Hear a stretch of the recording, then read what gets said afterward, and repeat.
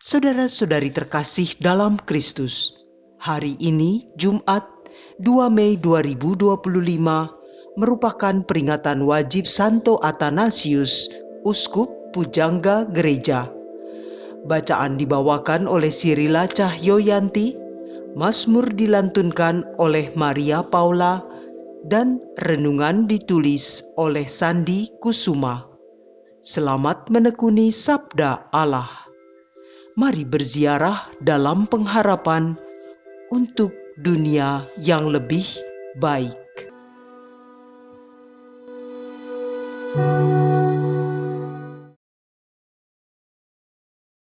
Dalam nama Bapa dan Putra dan Roh Kudus. Amin.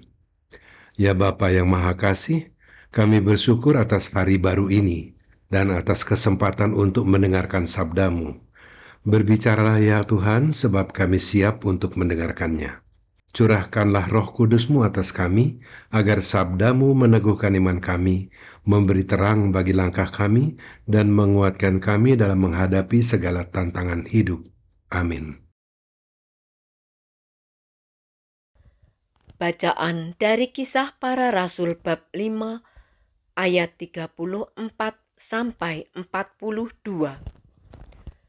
Pada waktu itu, para rasul sedang diperiksa oleh Mahkamah Agama Yahudi.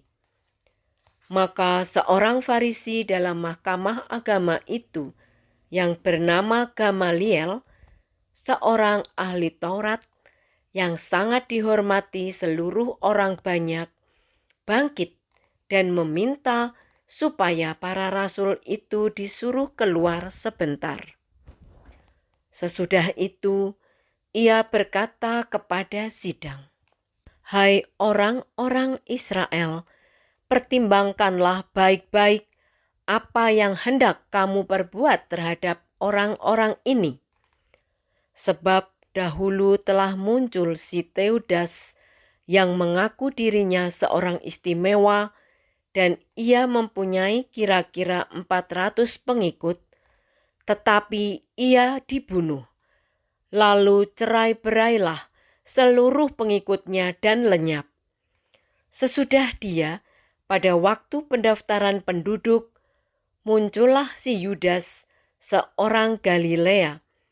Ia menyeret banyak orang dalam pemberontakannya, tetapi ia juga tewas dan cerai-berailah seluruh pengikutnya. Karena itu, aku berkata kepadamu, janganlah bertindak terhadap orang-orang ini. Biarkanlah mereka, sebab jika maksud dan perbuatan mereka berasal dari manusia, tentu akan lenyap. Tetapi kalau berasal dari Allah, kamu tidak akan dapat melenyapkan orang-orang ini. Mungkin ternyata juga nanti bahwa kamu melawan Allah." Nasihat itu diterima. Mereka memanggil rasul-rasul itu, lalu menyesah mereka dan melarang mereka mengajar dalam nama Yesus. Sesudah itu para rasul dilepaskan. Rasul-rasul itu meninggalkan sidang Mahkamah Agama dengan gembira, karena mereka telah dianggap layak menderita penghinaan oleh karena nama Yesus. Dan setiap hari mereka melanjutkan pengajaran mereka di bait Allah dan di rumah-rumah umat, dan memberitakan Injil tentang Yesus yang adalah Mesias. Demikianlah sabda Tuhan.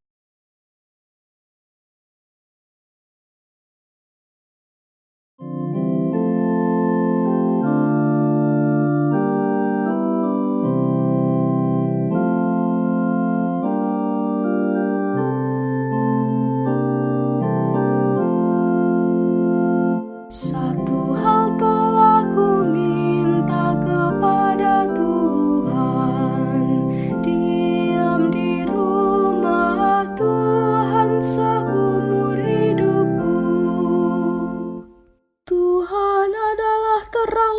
keselamatanku. Kepada siapakah aku harus takut? Tuhan adalah benteng hidupku. Terhadap siapakah aku harus gentar? Satu hal telah ku minta kepada Tuhan, diam di rumah Tuhan seumur hidupku. Satu hal telah ku minta kepada Tuhan, satu inilah yang ku ingini, diam di rumah Tuhan seumur hidupku, menyaksikan kemurahan Tuhan dan menikmati bait-Nya. Satu hal telah ku minta kepada Tuhan, diam di rumah Tuhan seumur hidupku. Sungguh aku percaya akan melihat kebaikan Tuhan di negeri orang-orang yang hidup. Nantikanlah Tuhan, kuatkanlah dan teguhkanlah hatimu. Ya, nantikanlah Tuhan. Satu hal telah ku minta kepada Tuhan, diam di rumah Tuhan seumur hidupku.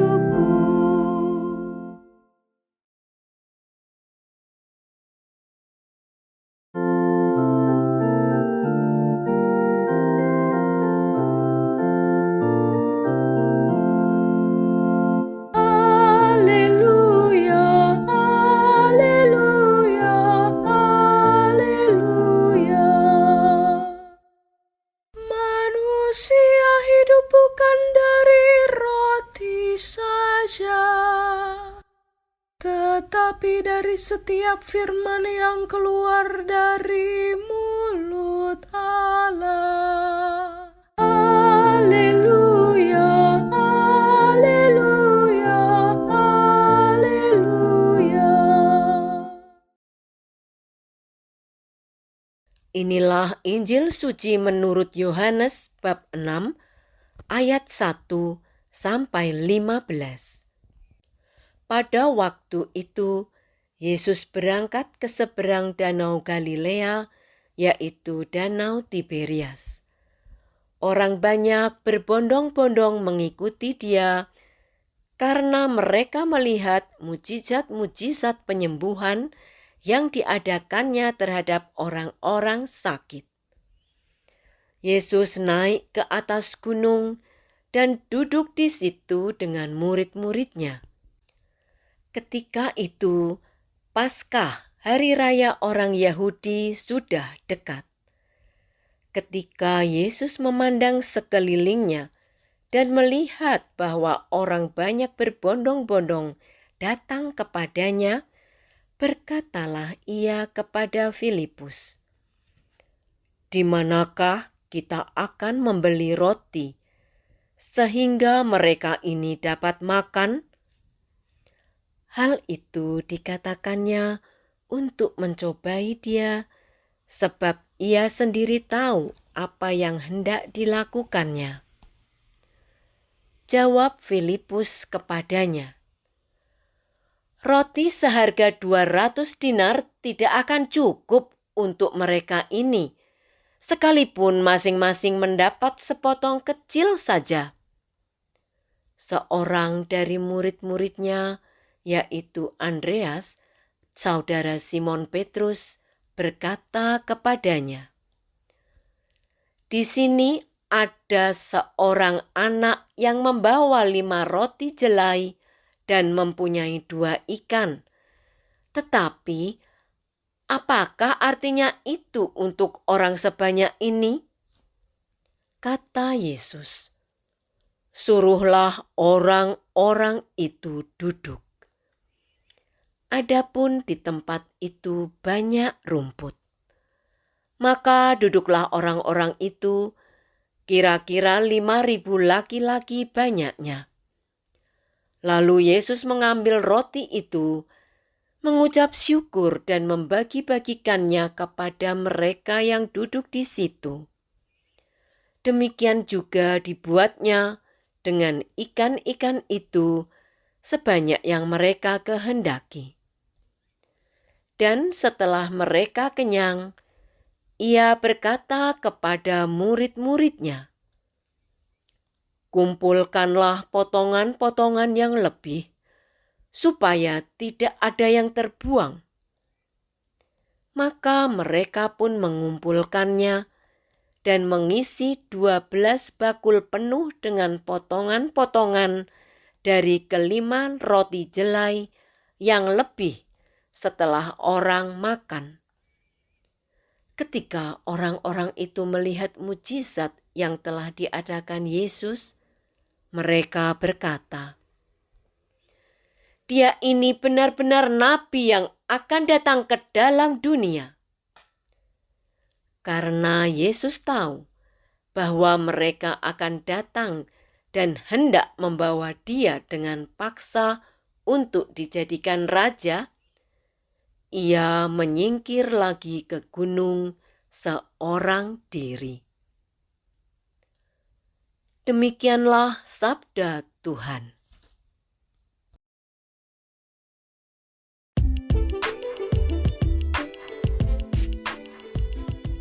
Jangan takut, percayalah. Renungan dibawakan oleh Sandi Kusuma.